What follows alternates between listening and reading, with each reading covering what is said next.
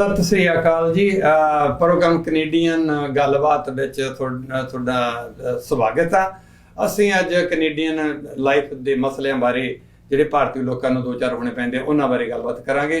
ਇਸ ਪ੍ਰੋਗਰਾਮ ਮੇਰੇ ਸਾਥ ਦੇ ਰਹੇ ਸਰਦਾਰ ਕੁਲਜੀਤ ਸਿੰਘ ਜੀ ਭੱਠਲ ਸਾਹਿਬ ਜੀ, ਤੁਹਾਡਾ ਸਵਾਗਤ ਹੈ ਜੀ ਪ੍ਰੋਗਰਾਮ ਵਿੱਚ। ਸਤਿ ਸ੍ਰੀ ਅਕਾਲ ਸਾਰੇ ਦਰਸ਼ਕਾਂ ਤੇ ਸਰੋਤਾਂ ਨੂੰ ਮੇਰੇ ਵੱਲੋਂ ਪਿਆਰ ਭਰੀ ਸਤਿ ਸ੍ਰੀ ਅਕਾਲ।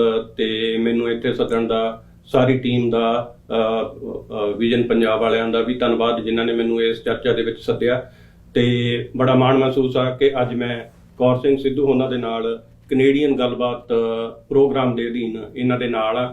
ਜਿਵੇਂ ਇਹਨਾਂ ਨੇ ਦੱਸਿਆ ਵਾ ਬਈ ਅਸੀਂ ਅੱਜ ਚਲੰਤ ਮਸਲਿਆਂ ਦੇ ਉੱਤੇ ਜਿਹੜੇ ਭਾਰਤੀ ਲੋਕਾਂ ਦੇ ਦਰਪੇਸ਼ ਆਉਂਦੇ ਆ ਜਾਂ ਪੰਜਾਬੀਆਂ ਦੇ ਦਰਪੇਸ਼ ਆਉਂਦੇ ਆ, ਸਪੈਸ਼ਲੀ ਖਾਸ ਤੌਰ ਤੇ ਜਿਹੜੇ ਅਸੀਂ ਕੈਨੇਡਾ ਦੇ ਵਿੱਚ ਵਸਦੇ ਆ, ਅਸੀਂ ਫੋਕਸ ਕਰਾਂਗੇ ਉਹਨਾਂ ਨੂੰ ਤੇ ਉਹਨਾਂ ਮਸਲਿਆਂ ਨੂੰ, ਤਾਂ ਜੋ ਅਸੀਂ ਆਪਣੀ ਸਾਰੀ ਕਮਿਊਨਿਟੀ ਨੂੰ, ਸਾਰੇ ਲੋਕਾਂ ਨੂੰ ਜਾਗਰਤ ਕਰ ਸਕੀਏ।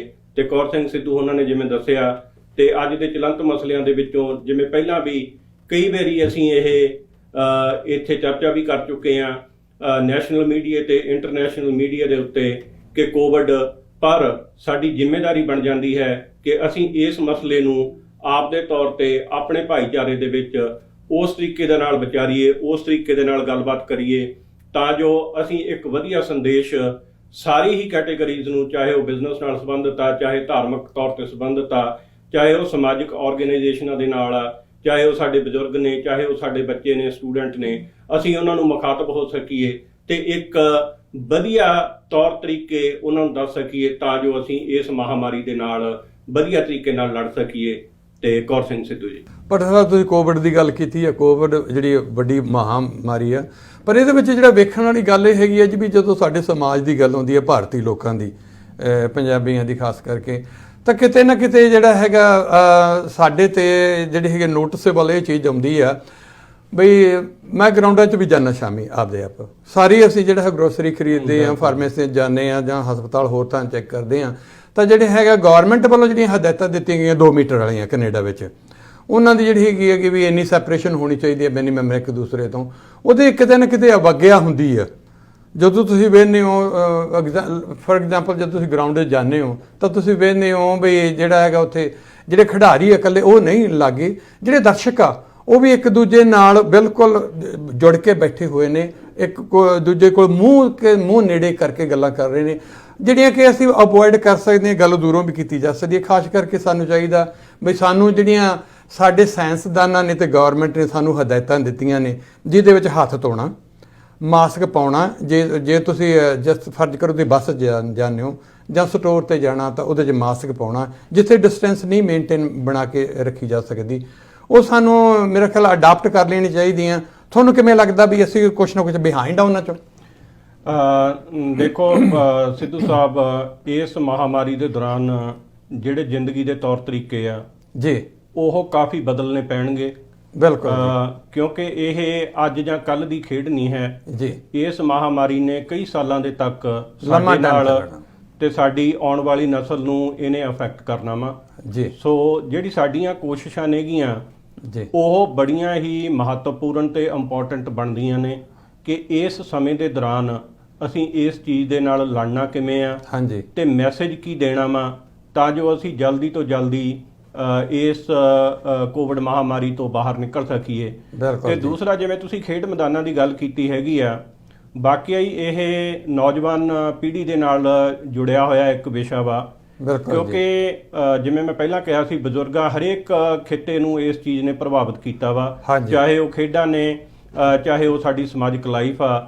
ਤੋਂ ਖੇਡਾਂ ਦੇ ਵਿੱਚ ਅਕਸਰ ਨੌਜਵਾਨ ਆ ਜਿਹੜੇ ਉਹ ਖੇਡਣ ਜਾਂਦੇ ਆ, ਤੇ ਕਿਉਂਕਿ ਪਿਛਲੇ 5-7 ਮਹੀਨੇ ਤੋਂ ਅਸੀਂ ਦੇਖਦੇ ਆ ਕਿ ਨੌਜਵਾਨਾਂ ਦੇ ਵਿੱਚ ਕੋਈ ਜਿਹੜੀ ਖੇਡਾਂ ਦੀ ਪ੍ਰਵਿਰਤੀ ਆ ਜਾਂ ਉਸ ਚੀਜ਼ ਨੂੰ ਰੋਕ ਲੱਗ ਗਈ ਸੀਗੀ, ਤੇ ਹੁਣ ਉਹ ਜਾਂਦੇ ਆ, ਖੇਡਦੇ ਆ। ਬਿਲਕੁਲ ਐਨਕਰੇਜ ਕਰਨਾ ਬਣਦਾ ਵਾ ਵੀ ਸਾਡੀ ਯੰਗ ਜਨਰੇਸ਼ਨ ਆ ਜਿਹੜੀ ਉਹ ਇਸ ਪਾਸੇ ਨੂੰ ਜਾਵੇ, ਕਿਉਂਕਿ ਖੇਡ ਮੈਦਾਨ ਆ ਜਿਹੜੇ ਉਹ ਇਕੱਲੀ ਤੰਦਰੁਸਤੀ ਨਹੀਂ, ਇੱਕ ਵਧੀਆ ਸ਼ਖਸੀਅਤ ਬਣਾਉਣ ਦੇ ਵਿੱਚ ਵੀ ਇਹਨਾਂ ਦਾ ਰੋਲ ਹਮੇਸ਼ਾ ਰਿਹਾ ਵਾ। ਸੋ ਪਰ ਅੱਜ ਸਾਡੀ ਕੋਸ਼ਿਸ਼ ਬਣਦੀ ਆ ਨੌਜਵਾਨਾਂ ਦੇ ਤੌਰ ਤੇ ਵੀ ਜਿਹੜੇ ਖਿਡਾਰੀ ਉੱਥੇ ਖੇਡਣ ਜਾਂਦੇ ਆ ਜਾਂ ਉਹਨਾਂ ਦੇ ਮਾਪੇ ਜਿਹੜੇ ਉਹਨਾਂ ਨੂੰ ਉੱਥੇ ਖੇਡਣ ਭੇਜਦੇ ਆ, ਅਸੀਂ ਕਿਸ ਤਰੀਕੇ ਦੀਆਂ ਜਿਹੜੀਆਂ ਇੰਸਟਰਕਸ਼ਨਸ ਆ ਉਹ ਸਿਹਤ ਸੰਸਥਾਵਾਂ ਨੂੰ ਮੁੱਖ ਰੱਖ ਕੇ, ਸਰਕਾਰਾਂ ਨੂੰ ਮੁੱਖ ਰੱਖ ਕੇ ਜਿਹੜਾ ਉਹ ਸਾਨੂੰ ਕਹਿੰਦੀਆਂ ਨੇਗੀਆਂ ਉਹਨਾਂ ਨੂੰ ਅਸੀਂ ਫੋਲੋ ਕਰੀਏ। ਤੇ ਆਪਦੇ ਤੌਰ ਤੇ ਵੀ ਕਈ ਵਾਰੀ ਇਹ ਨਹੀਂ ਹੁੰਦਾ ਵੀ ਸਿਹਤ ਸੰਸਥਾਵਾਂ ਜਾਂ ਡਾਕਟਰ ਸਾਨੂੰ ਉਹ ਗੱਲਾਂ ਕਹਿੰਦੇ ਆ, ਕਈ ਵਾਰੀ ਅਸੀਂ ਆਪਦੇ ਤੌਰ ਤੇ ਵੀ ਉਹ ਚੀਜ਼ਾਂ ਲੱਭਣ ਦੀ ਕੋਸ਼ਿਸ਼ ਕਰਦੇ ਆ ਜਿਨ੍ਹਾਂ ਦੇ ਨਾਲ ਅਸੀਂ ਖੁਦ ਸੁਰੱਖਿਅਤ ਰਹਿ ਸਕੀਏ ਤੇ ਦੂਸਰਿਆਂ ਨੂੰ ਵੀ ਸੁਰੱਖਿਅਤ ਰੱਖ ਸਕੀਏ। ਸੋ ਉਹ ਸਾਡੀ ਜ਼ਿੰਮੇਵਾਰੀ ਆ, ਸਾਡਾ ਫਰਜ਼ ਆ ਵੀ ਅਸੀਂ ਉਸ ਤਰੀਕੇ ਨਾਲ ਖੇਡ ਮੈਦਾਨਾਂ ਦੇ ਵਿੱਚ ਜਾਂ ਉਹਨਾਂ ਗਤੀਵਿਧੀਆਂ ਦੇ ਵਿੱਚ ਅਸੀਂ ਉਹਨਾਂ ਨੂੰ ਕੋਆਪਰੇਟ ਵੀ ਕਰੀਏ, ਉਹਨਾਂ ਨੂੰ ਸੁਜੈਸਟ ਵੀ ਕਰੀਏ ਤੇ ਜਿੱਥੇ ਸਾਡਾ ਫਰਜ਼ ਬਣਦਾ ਵਾ ਬਈ ਅਸੀਂ ਉਹਨਾਂ ਨੂੰ ਕ੍ਰਿਟੀਸਾਈਜ਼ ਕਰੀਏ। ਕਈ ਵਾਰੀ ਤੁਹਾਨੂੰ ਇਹੋ ਜਿਹੇ ਸੱਜਣ ਮਿਲ ਜਾਂਦੇ ਆ ਜਿਨ੍ਹਾਂ ਨੂੰ ਕ੍ਰਿਟੀਸਾਈਜ਼ ਕਰਨਾ ਬਣਦਾ ਵਾ ਹੈਲਥੀ ਵੇ ਨਾਲ, ਤੇ ਚਾਹੇ ਉਹ ਉਹਨਾਂ ਨੂੰ ਥੋੜਾ ਬਹੁਤਾ ਮਾੜਾ ਵੀ ਲੱਗੇ, ਪਰ ਉਹ ਕ੍ਰਿਟੀਸਿਜ਼ਮ ਆ ਜਿਹੜਾ ਅਸੀਂ ਆਪਦੇ ਲਈ ਨਹੀਂ। ਪਰ ਇੱਕ ਵਾਰ ਕਈ ਵਾਰ ਇਹ ਡਰ ਬਣਿਆ ਹੁੰਦਾ ਜੀ ਵੀ ਜਿਹੜਾ ਕ੍ਰਿਟਿਸਿਜ਼ਮ ਆ, ਕਈ ਵਾਰ ਜਿਹੜੇ ਹੈਗਾ ਜਿਹਨੂੰ ਤੁਸੀਂ ਕੁਝ ਦੱਸਣਾ ਚਾਹੁੰਦੇ ਹੋ ਉਹਨੂੰ ਪੋਜ਼ਿਟਿਵ ਤਰੀਕੇ ਨਾਲ ਨਹੀਂ ਲੈਂਦਾ। ਉਹ ਇਹ ਮਹਿਸੂਸ ਕਰਦਾ ਵੀ ਜਿਸ ਤਰ੍ਹਾਂ ਇਹ ਮੇਰੇ ਵਿੱਚ ਕੋਈ ਕਮੀ ਲੱਭ ਰਿਹਾ ਗਾ ਇਨਸਾਨ। ਹਾਲਾਂਕਿ ਮੈਂ ਸਮਝਦਾ ਜੀ ਜਿਹੜੇ ਪੁਰਾਣੇ ਕੈਨੇਡੀਅਨ ਅਸੀਂ ਚਿਰਦੇ ਆਏ ਹੋਏ ਹਾਂ ਉੱਥੋਂ, ਅਸੀਂ ਜਿਹੜਾ ਕੈਨੇਡੀਅਨ ਦੀ ਜ਼ਿੰਦਗੀ 'ਚ ਜ਼ਿਆਦਾ ਅਸਿਮੀਲੇਟ ਹੋਏ ਹਾਂ, ਜ਼ਿਆਦਾ ਘੁਲੇ ਮਿਲੇ ਆ। ਨਵਿਆਂ ਨੂੰ ਜਿਹੜਾ ਹੈਗਾ ਜੋ ਉਹਨਾਂ ਮੌਕਾ ਨਹੀਂ ਮਿਲਿਆ, ਜਿਉਂ ਉਹ ਨਵੇਂ ਕਾਰੋਬਾਰ ਸ਼ੁਰੂ ਕਰਨਗੇ, ਜ਼ਿੰਦਗੀ 'ਚ ਵਿਚਰਨਗੇ, ਨਵੇਂ ਥਾਈਂ ਜਾਬਾਂ ਕਰਨਗੇ, ਗੌਰਮੈਂਟ ਜਾਬ 'ਚ ਲੈਣਗੇ, ਹੋਰ ਉਹਨਾਂ ਨੂੰ ਵੀ ਇਹ ਤਜਰਬਿਆਂ ਦਾ ਮੌਕਾ ਮਿਲੇਗਾ। ਉਹਨਾਂ ਨੂੰ ਅਜੇ ਉਹ ਤਜਰਬਿਆਂ ਦਾ ਮੌਕਾ ਨਹੀਂ ਮਿਲਿਆ। ਪਰ ਇੱਕ ਗੱਲ ਤੁਹਾਡੀ ਗੱਲ ਬਹੁਤ ਇੰਪੋਰਟੈਂਟ ਹੈ ਜੀ ਵੀ ਉਹਨਾਂ ਨੂੰ ਜੇ ਅਸੀਂ ਕੋਈ ਗੱਲ ਜਾਂ ਪੁਰਾਣੇ ਜਿਹੜੇ ਵੀ ਉਹਨਾਂ ਨੂੰ ਕਹਿੰਦੇ ਨੇ, ਦੱਸਦੇ ਨੇ, ਉਹਨਾਂ ਨੂੰ ਗੁੱਸਾ ਮਨਾਉਣ ਦੀ ਬਜਾਏ ਖੁੱਲ੍ਹੇ ਦਿਲ ਨਾਲ ਉਹ ਗੱਲ ਬਾਰੇ ਸੋਚਣਾ ਜ਼ਰੂਰ ਚਾਹੀਦਾ ਵੀ ਇਹ ਗੱਲ ਕਹਿਣ ਦੇ ਪਿੱਛੇ ਇਹ ਮਤਲਬ ਇਨਸਾਨ ਦਾ ਕੋਈ ਨਾ ਕੋਈ ਮਕਸਦ ਪੋਜ਼ਿਟਿਵ ਹੀ ਹੋਊ, ਕੋਈ ਮੇਰੇ 'ਚ ਕੁਝ ਕੱਢਣ ਨਹੀਂ ਹੁੰਦਾ। ਬਿਲਕੁਲ ਸਿੱਧੂ ਸਾਹਿਬ, ਇਹ ਗੱਲ ਬੜੀ ਢੁੱਕਦੀ ਆ ਤੇ ਵਾਜਿਬ ਵੀ ਆ। ਇਹ ਨੇਚਰ ਹੁੰਦੀ ਆ, ਹਿਊਮਨ ਨੇਚਰ ਆ, ਤੇ ਕਈਆਂ ਨੇ ਉਹਨਾਂ ਨੇ ਪੋਜ਼ਿਟਿਵ ਲੈਣਾ ਹੁੰਦਾ ਤੇ ਕਈਆਂ ਨੇ ਨੈਗੇਟਿਵ ਲੈਣਾ ਹੁੰਦਾ। ਖੈਰ, ਸਾਨੂੰ ਇਹਨਾਂ ਚੀਜ਼ਾਂ ਦੇ ਵਿੱਚ ਬਹੁਤਾ ਧਿਆਨ ਨਹੀਂ ਰੱਖਣਾ ਚਾਹੀਦਾ। ਜਿੱਥੇ ਜਿਹੜੀ ਚੀਜ਼ ਬਣਦੀ ਆ ਤੇ ਜਿਹੜੀ ਸਾਡੇ ਆਉਣ ਵਾਲੀ ਨਸਲ ਨਾਲ ਸੰਬੰਧਿਤ ਆ, ਸਾਡੇ ਨਾਲ ਸੰਬੰਧਿਤ ਆ, ਸਾਡੇ ਦੇਸ਼ ਨਾਲ ਸੰਬੰਧਿਤ ਆ ਤੇ ਸਾਰੀ ਦੁਨੀਆ ਦੇ ਨਾਲ ਸੰਬੰਧਿਤ, ਲਾਈਫ ਤੇ ਇੰਪੈਕਟ ਪਾਉਂਦੀ ਆ। ਸੋ ਜ਼ਰੂਰੀ ਆ ਅਸੀਂ ਉਹਨੂੰ ਠੋਕ ਵਜਾ ਕੇ ਕਹਿ ਸਕੀਏ ਤੇ ਆਪਦਾ ਫਰਜ਼ ਨਿਭਾ ਕੇ ਕਹਿ ਸਕੀਏ। ਹਾਂ, ਜਿੱਥੇ ਤੁਹਾਨੂੰ ਕ੍ਰਿਟਿਸਿਜ਼ਮ ਦਾ ਕਿਹਾ ਵਾ, ਕਈ ਵਾਰੀ ਅਸੀਂ ਉਹਨਾਂ ਗਰੁੱਪਾਂ ਦੇ ਵਿੱਚ ਦੇਖਦੇ ਆ ਤੇ ਜਾਂ ਉਹਨਾਂ ਜਗ੍ਹਾ ਦੇ ਉੱਤੇ ਦੇਖਦੇ ਆ ਜਿੱਥੇ ਬਹੁਤ ਗਿਣਤੀ ਦੇ ਵਿੱਚ ਲੋਕ ਆ ਜਿਹੜੇ ਅਵੱਗਿਆ ਕਰਦੇ ਆ ਤੇ ਇਹਨਾਂ ਚੀਜ਼ਾਂ ਨੂੰ ਮੰਨਦੇ ਨਹੀਂ। ਸੋ ਹਰੇਕ ਸਿਟੀਜ਼ਨ ਦੀ ਡਿਊਟੀ ਆ, ਉਹ ਕੋਈ ਵੀ ਹੋਵੇ, ਤੇ ਉਹ ਸੰਬੰਧਿਤ ਮਹਿਕਮੇ ਨੂੰ, ਸੰਬੰਧਿਤ ਆਰਗੇਨਾਈਜੇਸ਼ਨ ਨੂੰ, ਤੇ ਇੱਥੇ ਸਾਰਿਆਂ ਦੇ ਆਪਾਂ ਨੂੰ ਪਤਾ ਵਾ ਫੋਨ ਨੰਬਰ ਨੇ, ਕੰਟੈਕਟ ਨੇ, ਤੇ ਕੋਸ਼ਿਸ਼ ਕਰੋ ਬਈ ਅਸੀਂ ਉਹਨਾਂ ਨੂੰ ਦੱਸ ਸਕੀਏ ਤਾਂ ਜੋ ਜਿਹੜੀ ਆਉਣ ਵਾਲੇ ਭਵਿੱਖ ਦੇ ਵਿੱਚ ਉਹੋ ਜਿਹੀਆਂ ਗਲਤੀਆਂ ਤੇ ਜਾਂ ਉਹੋ ਜਿਹੀਆਂ ਚੀਜ਼ਾਂ ਨਾ ਹੋ ਸਕਣ ਤੇ ਸਾਰੇ ਬੰਦੇ ਆ ਜਿਹੜੇ ਉਹ ਆਪਣੇ ਖੇਡ ਮੈਦਾਨਾਂ ਦੇ ਵਿੱਚ ਖੇਡਾਂ ਦੇ ਤੌਰ ਤੇ ਦਰਸ਼ਕ ਦੇ ਤੌਰ ਤੇ ਉਹ ਆਪਦੀ ਲਾਈਫ ਨੂੰ ਜਿਹੜੀ ਹੈਗੀ ਉਹ ਇੰਜੋਏ। ਤੁਸੀਂ ਪਟਲ ਸਾਹਿਬ ਬਹੁਤ ਵਧੀਆ ਸ਼ਬਦ ਵਰਤਿਆ ਅਵੱਗਿਆ ਦਾ, ਵੀ ਅਵੱਗਿਆ ਕਰਦੇ ਆ। ਅਵੱਗਿਆ ਜੇ ਅਸੀਂ ਵੇਖੀਏ ਤਾਂ ਅਕਸਰ ਜਿਹੜਾ ਹੈਗਾ ਨੋਟਿਸ ਕਰੀਏ ਤਾਂ ਬਹੁਤ ਸਾਰੇ ਥਾਈਂ ਹੁੰਦੀ ਆ। ਜਿੱਥੇ ਕੋਵਿਡ ਵਾਲੀ ਅਸੀਂ ਡਿਸਕਸ ਕੀਤੀ ਆ, ਗੌਰਮੈਂਟ ਦੀਆਂ ਹਦਾਇਤਾਂ ਨੇ ਅਸੀਂ ਅਵੱਗਿਆ ਨਾ ਕਰੀਏ, ਕਾਨੂੰਨ ਮੰਨੀਏ, ਉਹਦੇ ਨਾਲ ਸਮਾਜਿਕ ਜ਼ਿੰਦਗੀ ਦੇ ਜਿਹੜੇ ਹੋਰ ਜਿੱਥੇ ਵੀ ਸਾਡਾ ਵਾਹ ਵਾਸਤਾ ਪੈਂਦਾ ਭਾਰਤੀ ਲੋਕਾਂ ਦਾ, ਅਸੀਂ ਉੱਥੇ ਵੀ ਨੋਟ ਕਰਦੇ ਹਾਂ। ਜਿਸ ਤਰ੍ਹਾਂ ਫਰਜ਼ ਕਰੋ ਬੱਸ 'ਚ ਜਾਂਦੇ ਹਾਂ, ਬੱਸ ਜਾਂਦੇ ਮੈਂ ਅਕਸਰ ਹੀ ਵੇਖਿਆ ਗਾ ਵੀ ਜਿਹੜਾ ਹੈਗਾ ਫੇਸਬੁੱਕ ਤੇ ਵੀ ਇਹ ਗੱਲਾਂ ਆਉਂਦੀਆਂ ਨੇ ਵੀ ਲੋਕ ਬੜੀ ਉੱਚੀ ਪੰਜਾਬੀ 'ਚ ਗੱਲਾਂ ਕਰਦੇ, ਜਦੋਂ ਕਿ ਬਾਕੀ ਦੀਆਂ ਸਵਾਰੀਆਂ ਵੀ ਡਿਸਟਰਬ ਹੁੰਦੀਆਂ ਨੇ, ਉਹ ਬੈਠੀਆਂ ਨੇ। ਉਸ ਜਿਹੜੀ ਹੈਗੀ ਕਾਲ ਨੂੰ ਛੋਟਾ ਵੀ ਕੀਤਾ ਜਾ ਸਕਦਾ ਜੀ, ਇੰਪੋਰਟੈਂਟ ਕਾਲ ਹੋ ਸਕਦੀ ਹੈ, ਇਹ ਨਹੀਂ ਹੈਗਾ ਤੁਹਾਨੂੰ ਲੈਣੀ ਤੁਸੀਂ ਲੈ ਸਕਦੇ ਹੋ, ਪਰ ਇਹ ਹੈਗਾ ਵੀ ਡਿਸਕਸ਼ਨ ਜਿਹੜੇ ਹੈਗੇ ਸਾਰੇ ਬੱਸ ਦੇ ਜਿਹੜੇ ਹੈਗੇ ਆ ਜਿੰਨਾ ਵੀ ਘੰਟਾ ਦਾ ਟਰੈਵਲਿੰਗ ਟਾਈਮ ਸੀ ਸਾਰੇ ਦੌਰਾਨ ਕੋਈ ਚੱਲਣੀ ਜ਼ਰੂਰੀ ਨਹੀਂ। ਫਿਰ ਹੋਰ ਵੇਖਿਆ ਗਿਆ ਜੀ ਜਿਸ ਤਰ੍ਹਾਂ ਬੱਸ ਤੇ ਲੋਕ ਉਡੀਕ ਰਹੇ ਨੇਗੇ, ਬੱਸ ਨੂੰ ਆ ਰਹੇ ਆ ਸਵਾਰੀਆਂ, ਤਾਂ ਜਿਹੜੇ ਹੈਗੇ ਨੇਗੇ ਸਾਡੇ ਕੁਝ ਬੰਦੇ ਜਿਹੜੇ ਇਹਨਾਂ ਬੈਂਚਾਂ ਤੇ ਜਿਹੜੇ ਗੌਰਮੈਂਟ ਨੇ ਲਾਏ ਹੋਏ ਨੇ ਵੀ ਜਿਹੜੇ ਸਵਾਰੀਆਂ ਖਾਤਰ ਨੇਗੀਆਂ ਉਹ ਤਾਂ ਕਿ ਉਡੀਕ ਸਕਣ, ਉਹਨਾਂ ਤੇ ਬੈਠੇ ਹੁੰਦੇ ਆ। ਤੇ ਜੇ ਕੋਈ ਹੋਰ ਕੈਨੇਡੀਅਨ ਲੋਕ ਖੜੇ ਨੇ ਉਡੀਕ ਰਹੇ ਨੇ, ਉਹ ਵੀ ਬੱਸ, ਉਹਨਾਂ ਨੂੰ ਇਹ ਮਹਿਸੂਸ ਹੁੰਦਾ ਵੀ ਇਹ ਵੀ ਸਾਡੇ ਵਾਂਗੂ ਸਾਥੋਂ ਪਹਿਲਾਂ ਆ ਕੇ ਬੈਠ ਗਏ ਹੋਣਗੇ, ਬੱਸ ਉਡੀਕ ਰਹੇ ਨੇਗੇ। ਪਰ ਜਦੋਂ ਫੈਕਟ ਇਹ ਹੁੰਦਾ ਵੀ ਜਿਹੜੇ ਅਸਲੀ ਉਡੀਕਦੇ ਹੁੰਦੇ ਆ ਉਹ ਜਦੋਂ ਬੱਸ ਆ ਕੇ ਰੁਕਦੀ ਉਹਦੇ ਤੇ ਚੜ੍ਹ ਜਾਂਦੇ ਨੇ, ਮੁਸਾਫਰ ਬਣ ਜਾਂਦੇ ਨੇ, ਤੇ ਜਿਹੜੇ ਵੈਸੇ ਹੀ ਆਰਾਮ ਕਰ ਰਹੇ ਹੁੰਦੇ ਆ ਉਹ ਲਗਾਤਾਰ ਉੱਥੇ ਬੈਠੇ ਰਹਿੰਦੇ ਆ। ਇਹਦਾ ਮਤਲਬ ਇਹ ਵੀ ਨਹੀਂ ਹੈਗਾ ਜੀ ਵੀ ਉਹ ਬੈਂਚ ਵੀ ਵਰਤਣੇ ਹੀ ਨਹੀਂ। ਫੱਜ ਕਰੋ ਕਿਸੇ ਨੂੰ ਕੋਈ ਜ਼ਰੂਰਤ ਹੈਗੀ, ਥਕਾਵਟ ਹੋ ਗਈ ਹੈ, ਕੋਈ ਬਜ਼ੁਰਗ ਹੈ, ਕਿਸੇ ਨੂੰ ਹਾਰਟ ਅਟੈਕ ਦੀ ਜਾਂ ਕੋਈ ਹੋਰ ਆ, ਉਹਨੂੰ ਆਰਾਮ ਦੀ ਜ਼ਰੂਰਤ ਆ, ਬਿਲਕੁਲ ਉਹਨੂੰ ਵਰਤਣਾ ਚਾਹੀਦਾ, ਪਰ ਉਹਦਾ ਅਬਿਊਜ਼ ਨਹੀਂ ਹੋਣਾ ਚਾਹੀਦਾ ਸਿਚੁਏਸ਼ਨ ਦਾ। ਮਤਲਬ ਜਿਹੜਾ ਅਸੀਂ ਨੋਟਿਸ ਕਰ ਰਹੇ ਹਾਂ ਵੀ ਬਹੁਤ ਸਾਰੀਆਂ ਚੀਜ਼ਾਂ ਜਿਹੜੀਆਂ ਤੋਂ ਅਸੀਂ ਬਚ ਸਕਦੇ ਹਾਂ, ਜਿਨ੍ਹਾਂ ਨਾਲ ਸਾਡਾ ਇਮੇਜ ਜਿਹੜਾ ਹੈ ਕਮਿਊਨਿਟੀ ਤੌਰ ਤੇ ਕੋਈ ਵਧੀਆ ਨਹੀਂ ਜਾਂਦਾ ਗਾ। ਜਦੋਂ ਮੁੱਖ ਧਾਰਾ ਵਿੱਚ ਉਹ ਗੱਲਾਂ ਜਾਂਦੀਆਂ ਨੇ, ਉਹਨਾਂ ਤੋਂ ਸਾਨੂੰ ਜ਼ਰੂਰ ਬਚਣ ਦੀ ਲੋੜ ਆ ਤੇ ਸਾਨੂੰ ਸਹਿਯੋਗ ਦੇਣ ਦੀ ਲੋੜ ਆ, ਕਾਨੂੰਨ ਨੂੰ ਵੀ, ਕਮਿਊਨਿਟੀ ਨੂੰ ਵੀ, ਸਮਾਜ ਨੂੰ ਵੀ, ਤੇ ਸਾਨੂੰ ਸਮਝਣ ਦੀ ਲੋੜ ਹੈਗੀ ਹੈ। ਅਸੀਂ ਇੱਕ ਨਵੇਂ ਦੇਸ਼ ਵਿੱਚ ਆਏ ਹਾਂ ਜਿੱਥੇ ਕਲਚਰ ਵੀ ਨਵਾਂ ਗਾ, ਜਿੱਥੋਂ ਦੀ ਲੈਂਗੁਏਜ ਵੀ ਨਵੀਂ ਆ, ਜਿਹੜਾ ਹੈ ਗਲੀਆਂ ਦੇ ਜਿਹੜਾ ਹੈਗਾ ਉਹ ਨਾਂ ਨਵੇਂ ਨੇ, ਜਿਹੜੇ ਇੱਥੋਂ ਦੇ ਬਿਜ਼ਨਸ ਨੇ ਉਹਦੇ ਨਾਂ ਨਵੇਂ ਨੇ, ਲੋਕਾਂ ਦੇ ਨਾਂ ਨਵੇਂ ਨੇ, ਲੋਕਾਂ ਦੇ ਰੰਗ ਵੱਖਰੇ ਨੇ, ਲੋਕਾਂ ਦਾ ਧਰਮ ਵੱਖਰਾ। ਸੋ ਸਾਨੂੰ ਜਿਹੜਾ ਓਪਨ ਮਾਈਂਡ ਨਾਲ ਇਹ ਜ਼ਰੂਰ ਕੋਸ਼ਿਸ਼ ਕਰਨੀ ਚਾਹੀਦੀ ਵੀ ਅਸੀਂ ਜਿੱਥੇ ਕੰਮ ਕਰਦੇ ਹਾਂ, ਮਿਹਨਤ ਕਰਦੇ ਹਾਂ, ਉੱਥੇ ਸਿੱਖਣ ਵਾਲਾ ਕੰਮ ਵੀ ਆਪਣਾ ਲਗਾਤਾਰ ਜਾਰੀ ਰੱਖੀਏ, ਤਾਂ ਕਿ ਕਮਿਊਨਿਟੀ ਤੌਰ ਤੇ ਜਿਹੜਾ ਸਾਡਾ ਇੱਕ ਇਮੇਜ, ਜਿੱਥੇ ਹਾਰਡ ਵਰਕਰ ਦਾ ਪੰਜਾਬੀਆਂ ਨੇ, ਹਿੰਦੁਸਤਾਨੀ ਲੋਕਾਂ ਨੇ ਬਣਾਇਆ ਹੋਇਆ, ਇਵਨ ਪਾਕਿਸਤਾਨੀ ਲੋਕਾਂ ਨੇ, ਬੰਗਲਾਦੇਸ਼ ਦੇ, ਚਾਈਨੀਜ਼ ਲੋਕਾਂ, ਸਾਰਿਆਂ ਦਾ ਇਹ ਜਿਹੜਾ ਹੈਗਾ ਇਮੀਗ੍ਰੈਂਟ ਦਾ ਇੱਕ ਕੈਨੇਡਾ ਪੱਧਰ ਤੇ ਇਹ ਇਮੇਜ ਬਣਿਆ ਹੋਇਆ ਵੀ ਇਹ ਬੜੇ ਹਾਰਡ ਵਰਕਿੰਗ ਜਿਹੜੇ ਲੋਕ ਨੇਗੇ। ਇਹ ਫੈਕਟ ਵੀ ਹੈ ਜੀ, ਅਸੀਂ 50 ਘੰਟੇ ਕੰਮ ਕਰਨਾ ਕੋਈ ਖਾਸ ਨਹੀਂ ਸਮਝਦੇ, 2 ਜੌਬਾਂ ਕਰਨੀਆਂ ਵੀ ਖਾਸ ਨਹੀਂ ਸਮਝਦੇ। ਉਹਦੇ ਨਾਲ ਅਸੀਂ ਕਿਤੇ ਨਾ ਕਿਤੇ ਇਸ ਗੱਲੋਂ ਜ਼ਰੂਰ ਅਵੇਸਲੇ ਹੋ ਜਾਂਦੇ ਹਾਂ ਵੀ ਜਿਹੜੀਆਂ ਕੈਨੇਡੀਅਨ ਵੈਲਿਊਜ਼ ਨੇ ਜਾਂ ਮੈਨਰਸ ਨੇਗੀਆਂ, ਉਹ ਸਾਨੂੰ ਅਡਾਪਟ ਜ਼ਰੂਰ ਕਰਨੇ ਚਾਹੀਦੇ ਨੇਗੇ, ਖਾਸ ਕਰਕੇ ਜਿਹੜੇ ਕਲਚਰ ਬੇਸਡ। ਬਿਲਕੁਲ ਸਿੱਧੂ ਸਾਹਿਬ, ਇਹ ਇਕੱਲਾ ਆਪਣਾ ਇਸ ਸਮੇਂ ਦੇ ਦੌਰਾਨ ਚੱਲਦਾ ਮਸਲਾ ਨਹੀਂ, ਇਹ ਪਿਛਲੇ ਕਈ ਸਾਲਾਂ ਤੋਂ ਉੱਭਰਦਾ ਮਸਲਾ ਆਪਣੇ ਕਮਿਊਨਿਟੀ ਦਾ ਰਿਹਾ ਵਾ।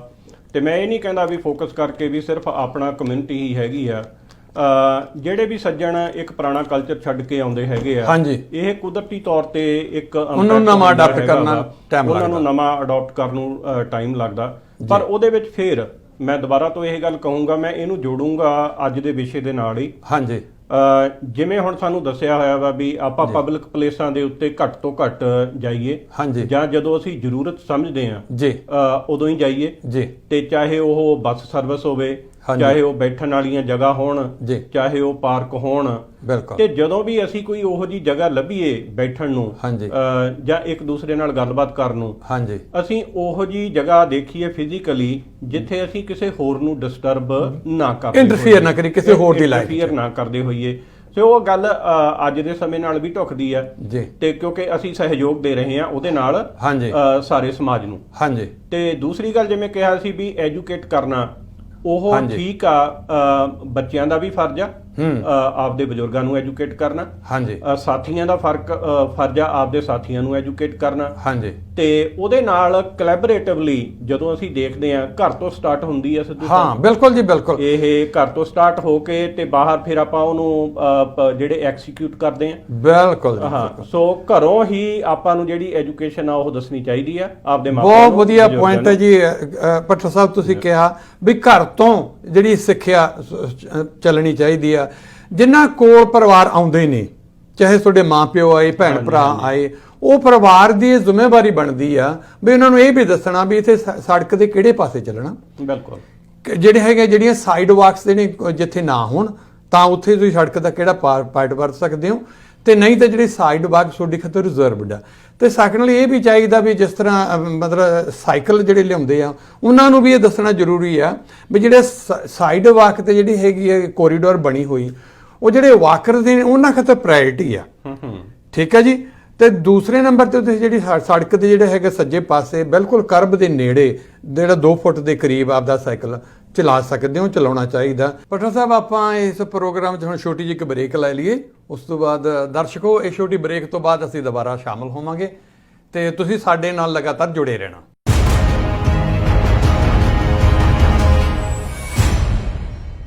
ਬ੍ਰੇਕ ਤੋਂ ਬਾਅਦ ਤੁਹਾਡਾ ਦੁਬਾਰਾ ਪ੍ਰੋਗਰਾਮ ਵਿੱਚ ਸਵਾਗਤ ਹੈ ਜੀ।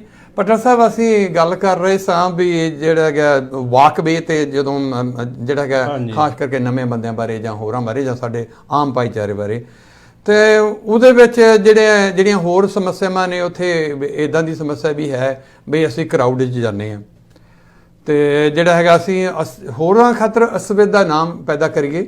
ਸੋ ਇਸ ਨੂੰ ਮੱਦੇ ਨਜ਼ਰ ਰੱਖਦੇ ਤੁਸੀਂ ਕੀ ਕਹਿਣਾ ਚਾਹੋਗੇ?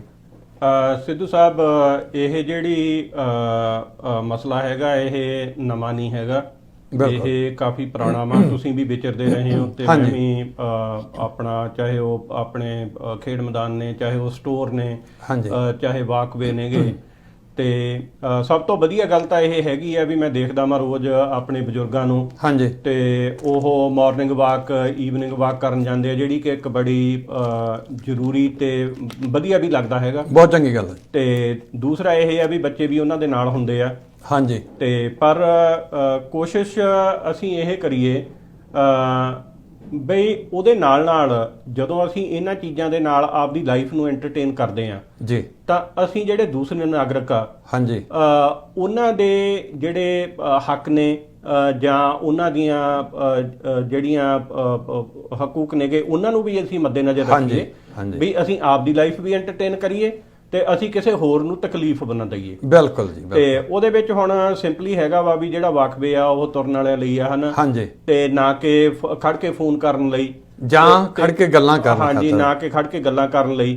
ਤੇ ਉਹ ਜੇ ਤੁਸੀਂ ਕਰਨਾ ਤੁਸੀਂ ਸਾਈਡ ਤੇ ਹੋ ਕੇ ਕਰ ਸਕਦੇ ਹੋ, ਤੇ ਵਾਕਵੇ ਆ ਜਿਹੜਾ ਉਹ ਤੁਰਨ ਵਾਲਿਆਂ ਦੇ ਲਈ ਆਪਾਂ ਖੁੱਲਾ ਰੱਖੀਏ, ਹਨਾ। ਬਿਲਕੁਲ। ਤੇ ਹੁਣ ਮੈਂ ਤੁਹਾਨੂੰ ਦੂਸਰੀ ਐਗਜ਼ਾਮਪਲ ਦਊਂਗਾ, ਤੁਸੀਂ ਵੀ ਦੇਖਦੇ ਰਹੇ ਹੋ, ਟਰੈਕ ਦੇ ਵਿੱਚ ਆਪਾਂ ਜਾਂਦੇ ਆ ਪਹਿਲਾਂ ਕਿੰਨੇ ਸਾਲ ਆ, ਉਦੋਂ ਤੋਂ ਵੀ ਮੈਂ ਦੇਖਦਾ ਸੀ ਅੱਜ ਤੋਂ 20-25 ਸਾਲ ਪਹਿਲਾਂ ਬਈ ਟਰੈਕ ਦੇ ਵਿੱਚ ਵੀ ਲੋਕ ਜਿਹੜੇ ਸੀ ਉਹ 4-5 ਸਾਈਕਲ ਇਕੱਠੇ ਕਰਕੇ ਉਹਨਾਂ ਨੇ ਸਾਈਕਲ ਚਲਾਉਣੇ, ਉਹਦੇ ਵਿੱਚ ਜਿਹੜੇ ਬੱਚੇ ਐਥਲੀਟ ਆ ਉਹਨਾਂ ਨੂੰ ਪ੍ਰੋਬਲਮ ਆਉਣੀ, ਤੇ ਜਿਹੜੇ ਦੂਸਰੇ ਕੋਈ ਹੋਰ ਖੇਡਣ ਵਾਲੇ ਆ ਉਹਨਾਂ ਨੂੰ, ਕਿਉਂਕਿ ਦੇਖੋ ਜਿਹੜਾ ਟਰੈਕ ਆ ਜਾਂ ਖੇਡ ਮੈਦਾਨ ਆ ਉਹ ਖੇਡਣ ਦੇ ਲਈ ਜਾਂ ਉਸ ਯੂਜ਼ ਲਈ ਬਣੇ ਹੋਏ ਆ। ਪਟਨਾ ਸਾਹਿਬ ਤੁਸੀਂ ਬਹੁਤ ਵਧੀਆ ਨਵਾਂ ਇਸ਼ੂ ਲਿਆਂਦਾ, ਕਰਾਊਡਿੰਗ। ਮੈਂ ਇਹਨੂੰ ਕਰਾਊਡਿੰਗ ਕਹਾਂਗਾ ਬਈ ਇਹ ਬਿਲਕੁਲ ਠੀਕ ਆ। ਟਰੈਕ ਤੇ ਜਿਹੜੇ ਹੈਗੇ ਇਕੱਠਿਆਂ ਨੇ ਸਾਈਕਲ, ਟਰੈਕ ਦੇ ਜੇ 5-6 ਲੇਨਾਂ ਨੇ ਸਾਰੀਆਂ ਕਵਰ ਕਰ ਲੈਣੀਆਂ, ਜਾਂ ਇਕੱਠਿਆਂ ਨੇ ਤੁਰਨਾ, ਜਿਹੜੀਆਂ ਹੈਗੇ 8-10 ਬੰਦਿਆਂ ਦਾ ਗਰੁੱਪ ਬਣ ਕੇ ਜਾਂ ਨੌਜਵਾਨਾਂ ਦਾ ਗਰੁੱਪ ਬਣ ਕੇ ਜਾਂ ਔਰਤਾਂ ਦਾ ਗਰੁੱਪ ਬਣ ਕੇ, ਉਹਦੇ ਨਾਲ ਇਹ ਹੈਗਾ ਵੀ ਟਰੈਕ ਦਾ ਜਿਹੜਾ ਹੈਗਾ ਸਾਰਾ ਪਾਰਟ ਅਸੀਂ ਇੱਕ ਤਰ੍ਹਾਂ ਨਾਲ ਕਬਜ਼ਾ ਹੋ ਗਿਆ, ਰੋਕ ਲਿਆ। ਤੇ ਜਿਨ੍ਹਾਂ ਨੇ ਹੋਰ ਟਰੈਕ ਵਰਤਣਾ ਸੀਗਾ ਉਹਨਾਂ ਨੂੰ ਫਿਰ ਚੰਗਾ ਨਹੀਂ ਲੱਗਦਾਗਾ। ਕੋਈ ਸਾਨੂੰ ਟਰੈਕ ਵਰਤਣ ਤੋਂ ਨਹੀਂ ਰੋਕਦਾ ਵੀ ਤੁਸੀਂ ਨਾ ਵਰਤੋ, ਸਾਡਾ ਬਰਾਬਰ ਹੱਕ, ਅਸੀਂ ਵੀ ਟੈਕਸ ਪੇ ਕਰਦੇ ਹੈਗੇ, ਅਸੀਂ ਵੀ ਇੱਥੋਂ ਦੇ ਸਿਟੀਜ਼ਨ ਆ ਜਾਂ ਇੱਥੋਂ ਦੇ ਪਰਮਾਨੈਂਟ ਰੈਜ਼ੀਡੈਂਟ ਆ।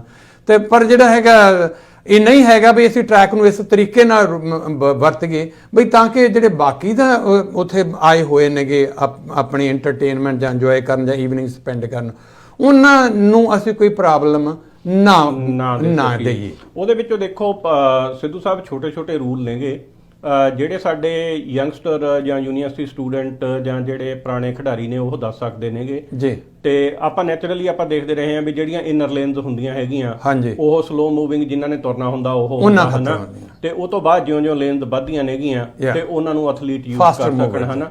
ਤੇ ਉਹਦੇ ਵਿੱਚ ਆ ਸਮਾਂ ਤੇ ਲੰਘਦੇ ਕਰਦੇ ਅਸੀਂ ਬੱਚਿਆਂ ਨੂੰ ਉਹਦੇ ਵਿੱਚ ਉਤਸ਼ਾਹਿਤ ਵੀ ਕਰਦੇ ਰਹੇ ਹਾਂ ਵੀ ਜੇ ਕੋਈ ਭੱਜਦੇ ਹੁੰਦੇ ਸੀ ਜਾਂ ਖੇਡਦੇ ਹੁੰਦੇ ਸੀ, ਸਾਡਾ ਫਰਜ਼ ਬਣਦਾ ਵਾ ਵੀ ਉਹਨਾਂ ਨੂੰ ਉਤਸ਼ਾਹਿਤ ਵੀ ਕਰਨਾ ਵੀ ਤੁਸੀਂ ਹੋਰ ਵਧੀਆ ਤਰੀਕੇ ਨਾਲ ਖੇਡੋ ਤੇ ਜਾਂ ਉਸ ਤਰੀਕੇ ਨਾਲ ਕਰੋ। ਉਹਦੇ ਨਾਲ ਇਹ ਲੱਗੂਗਾ ਵੀ ਅਸੀਂ ਇੱਕੋ ਹੀ ਪਾਰਟ ਆ, ਇੱਕੋ ਹੀ ਉੱਥੋਂ ਦੇ ਵਸਨੀਕ ਆ, ਇੱਕੋ ਹੀ ਸਿਟੀਜ਼ਨ ਆ, ਤੇ ਇੱਕ ਦੂਜੇ ਨਾਲ ਕੋਲੈਬੋਰੇਟ ਕਰਕੇ, ਨਾ ਕਿ ਅਬਸਟਰੈਕਸ਼ਨ ਦੇ ਕੇ, ਅਸੀਂ ਲਾਈਫ ਨੂੰ ਇੰਜੋਏ ਵੀ ਕਰਦੇ ਹਾਂ। ਬਹੁਤ ਵਧੀਆ। ਤੇ ਉਸ ਤਰੀਕੇ ਨਾਲ ਸਾਨੂੰ ਇਹ ਚੀਜ਼ਾਂ ਯੂਜ਼ ਕਰਨੀਆਂ ਚਾਹੀਦੀਆਂ। ਅਸੀਂ ਮਤਲਬ ਚੈਲੰਜ ਨਾ ਬਣੀਏ, ਬਿਲਕੁਲ, ਜਿਵੇਂ ਗਰਾਊਂਡ ਵਰਤਣੇ ਆ ਜਾਂ ਹੋਰ ਕਾਮਨ ਜਿਵੇਂ ਪਾਰਕਿੰਗ ਲਾਟ ਵੀ ਵਰਤਣੀ ਆ। ਹੁਣ ਜਿਹੜਾ ਹੈਗਾ ਇਹ ਵੀ ਜਿਹੜਾ ਫੇਸਬੁੱਕ ਤੇ ਕਮੈਂਟ ਆ ਰਹੇ ਨੇਗੇ, ਮਤਲਬ ਸਾਡੇ ਜਿਹੜੇ ਹੈਗੇ ਨੌਜਵਾਨ, ਖਾਸ ਕਰਕੇ ਮੁੰਡੇ, ਕਿਉਂਕਿ ਮੈਂ ਬੇਟੀਆਂ ਤੇ ਉਹ ਗੱਲ ਲਾਗੂ ਨਹੀਂ ਹੁੰਦੀ ਜੋ ਮੁੰਡੇ ਕਰਦੇ ਨੇ, ਬਈ ਉਹ ਜਿਹੜੇ ਹੈਗੇ ਆਉਂਦੇ ਨੇ ਬੜੇ, ਉਹਨਾਂ ਨੂੰ ਚਾਅ ਆ ਨਵੇਂ ਦੇਸ਼ 'ਚ ਆਉਣ ਦਾ, ਹੋਣਾ ਵੀ ਚਾਹੀਦਾ। ਜ਼ਿੰਦਗੀ ਦੇ ਬਹੁਤ ਸੋਹਣੇ ਦੇਸ਼ 'ਚ ਤੁਸੀਂ ਆਏ ਜੀ, ਆਇਆ ਨੂੰ ਤੁਹਾਡਾ ਇਹ ਫਿਊਚਰ ਆ, ਤੁਹਾਡਾ ਇਹ ਦੇਸ਼ ਹੈਗਾ ਹੁਣ, ਠੀਕ ਆ। ਪੁਰਾਣਾ ਤੁਹਾਡਾ ਵੱਖਰਾ ਸੀ, ਹੁਣ ਇਹ ਨਵਾਂ ਤੁਹਾਡਾ ਇੱਥੋਂ ਸ਼ੁਰੂ ਹੋ ਗਿਆ। ਉਸੇ 'ਚ ਟਾਇਰ ਬੜਾ ਕਮਾਉਂਦੇ ਆ ਜੀ ਪਾਰਕਿੰਗ ਲਾਟ 'ਚ, ਧੂਆਂ ਕੱਢ ਦਿੰਦੇ ਨੇਗੇ, ਤੇ ਜਿਹੜਾ ਹੈ ਆਸੇ ਪਾਸੇ ਮਤਲਬ ਚੀਕਾਂ ਪੈਂਦੀਆਂ ਨੇ ਗੱਡੀ ਦੀਆਂ, ਤੇ ਵੇਖ ਕੇ ਲੋਕ ਖੜੇ ਹੋ ਜਾਂਦੇ ਨੇਗੇ। ਕਈ ਵਾਰ ਤਾਂ ਇਸ ਹੱਦ ਤੱਕ ਵੀ ਜਿਹੜਾ ਹੈਗਾ ਵੇਖਣ ਵਾਲੀ ਗੱਲ ਹੈਗੀ ਵੀ ਕਈ ਵਾਰ ਇੱਕ ਤੋਂ ਵੱਧ ਟਾਇਰ ਘਮਾਉਣ ਲੱਗ ਜਾਂਦੇ ਨੇ, ਪਾਰਕਿੰਗ ਲਾਟ ਛੋਟੀ ਹੁੰਦੀ ਹੈ ਤੇ ਐਕਸੀਡੈਂਟ ਹੋਣ ਤੱਕ ਕੰਮ ਚੱਲਿਆ ਜਾਂਦਾ।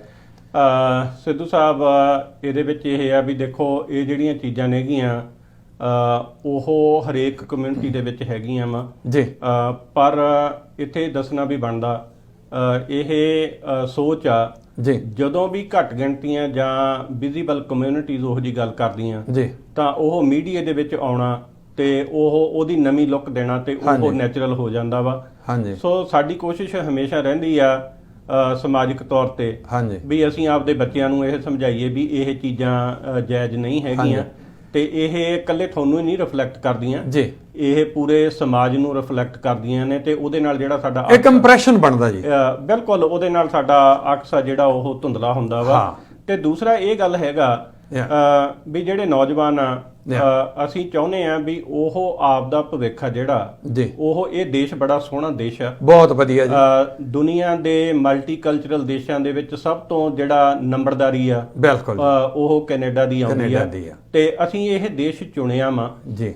ਸਭ ਤੋਂ ਪਹਿਲਾਂ ਜਿਹੜੇ ਸਾਡੇ ਬਜ਼ੁਰਗ ਸੀ ਉਹਨਾਂ ਨੇ ਚੁਣਿਆ 100 ਸਾਲ ਪਹਿਲਾਂ। ਬਿਲਕੁਲ ਤੇ ਉਹਨਾਂ ਨੇ ਬੜੀ ਮਿਹਨਤ ਦੇ ਨਾਲ ਇਹਨੂੰ ਬਣਾਇਆ, ਬੜੇ ਰਾਹ ਪੱਧਰੇ ਕਰਕੇ ਤੇ ਸਾਡੇ ਲਈ ਮੈਂ ਇਹ ਕਹੂੰਗਾ ਬਣਾਇਆ ਵੀ ਆ ਤੇ ਸਾਡੇ ਲਈ ਸੌਖਾ ਕੀਤਾ ਸਿੱਧੂ ਸਾਹਿਬ। ਹਾਂਜੀ। ਤੇ ਅਸੀਂ ਆ ਕੇ ਆਪਣੀ ਇਸ ਜ਼ਿੰਦਗੀ ਨੂੰ ਬੜਾ ਇੰਜੋਏ ਕਰ ਰਹੇ ਹਾਂ ਤੇ ਮਾਣ ਰਹੇ ਹਾਂ ਤੇ ਤਰੱਕੀ ਵੀ ਕਰ ਰਹੇ ਹਾਂ ਜੀ।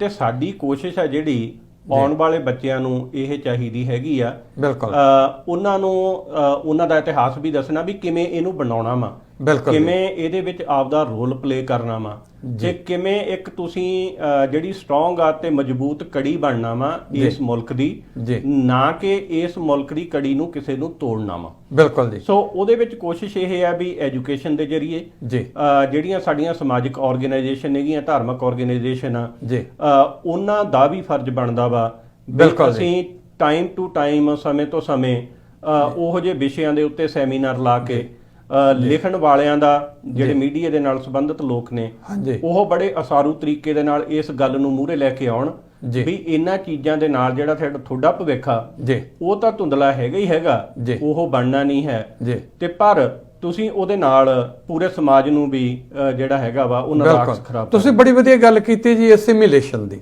ਸਮਾਜਿਕ ਤੌਰ ਤੇ ਅਸਿਮੀਲੇਸ਼ਨ ਦੀ। ਪ੍ਰੋਫੈਸਰ ਸਾਹਿਬ ਛੋਟੀ ਜਿਹੀ ਬ੍ਰੇਕ ਲੈ ਲਈਏ। ਦਰਸ਼ਕੋ ਮਿਲਦੇ ਹਾਂ ਤੁਹਾਨੂੰ ਇਸ ਬ੍ਰੇਕ ਤੋਂ ਬਾਅਦ।